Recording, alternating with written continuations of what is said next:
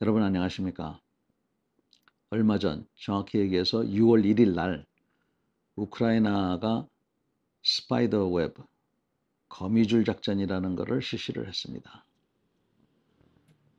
드론 약 120대 정도를 러시아 내륙 깊숙이, 어떤 것은 한 1500km 정도 되는 그런 거리에 밀반입을 해가지고 지금 러시아 기지 4곳, 러시아 입장에서는 뭐 5곳이라고 얘기를 합니다.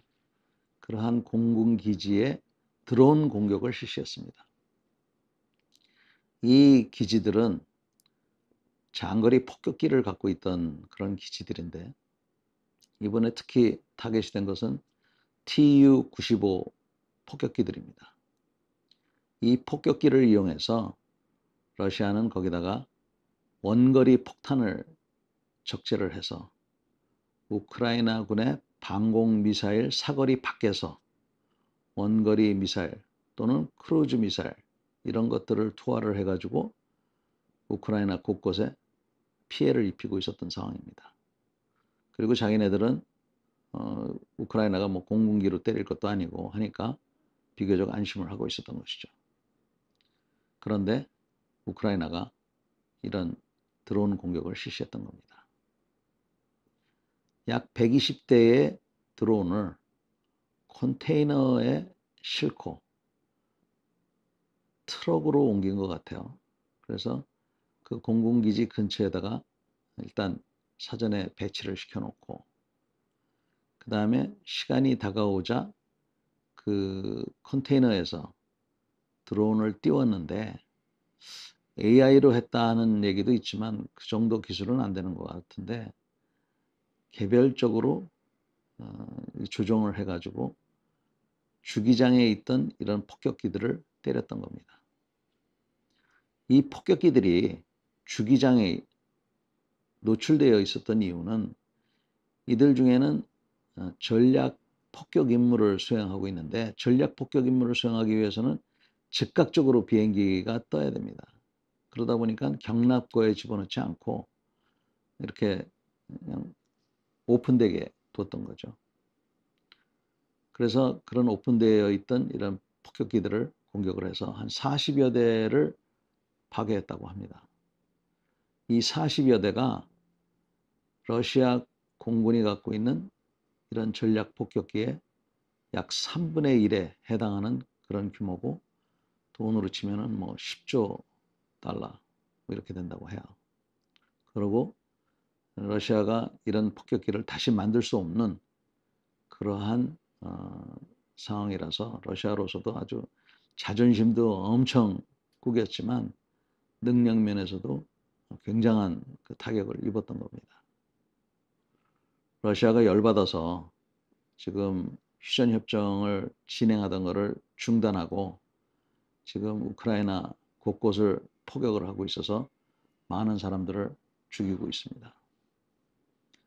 어찌됐건 이번 일로 인해서 러시아는 또 한 번 자존심을 상하게 만들었고, 우크라이나는 또 한 번 쾌거를 이뤘던 것이죠. 애초에 러시아에 대한 대항을 했던 점, 또 크루스크를 확보했던 거, 또 이번에 이런 기습적인 작전을 펼치고 성공했다는 거, 대단한 그 우크라이나의 자존심을 세웠다고 볼 수가 있습니다. 결국에는 우크라이나가 우리는 죽지 않았다 하는 강한 메시지를 보냈고, 러시아는 정말 쪽팔리게 됐습니다. 능력도 엄청나게 손해를 봤고요. 일각에서 우려하는 것은 러시아가 핵 투발 능력이 이렇게 감소가 됐으니까 다른 수단을 더 강구할 때 오판을 하지 않을까 하는 그런 우려를 하고 있고, 또 휴전 협정이 더 장기화되지 않을까 이런 우려를 하고 있습니다. 제가 보기에는 모두가 다 타당한 우려라고 생각합니다. 우리가 배워야 될 것은 이 드론에 대한 얘기입니다. 이 드론이 이번에 한 대당 한 250만 원짜리였다고 해요.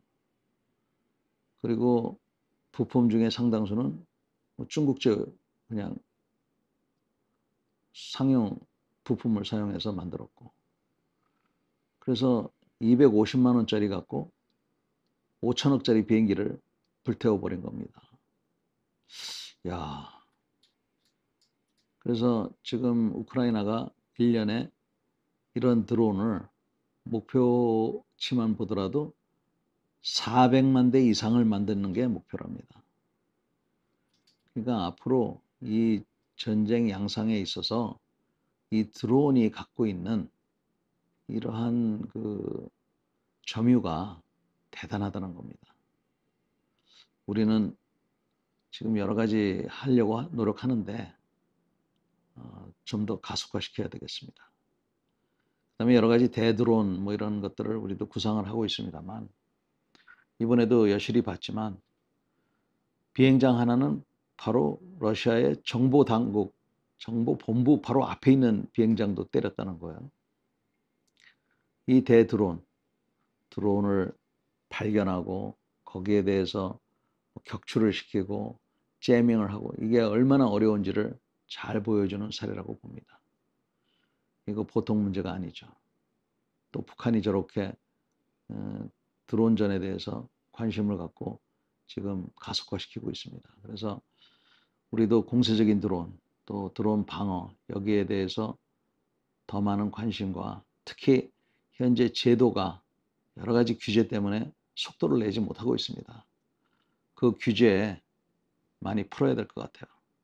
그 대신 반칙을 하는 그러한 업자들에 대해서는 강력한 처벌, 정말 3대가 망하는 그러한 처벌을 강화를 시켜야 된다고 봅니다.